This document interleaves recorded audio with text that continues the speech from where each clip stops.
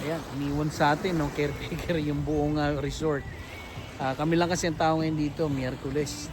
Araw ng Miyerkules. At according doon sa caretaker, hindi masyadong matao.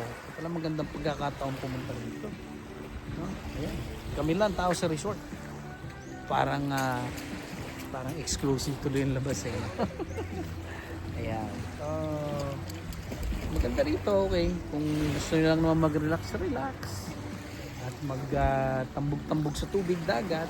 Ayan, dito. Okay dito. Lola Specs Beach Camp.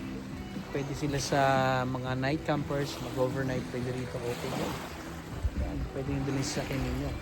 May ilaw sila sa gabi. Kaya lang ngayon, day, ano lang kami, day use. At, madilim sa gabi. Ayan. Okay nga dito. Ayan.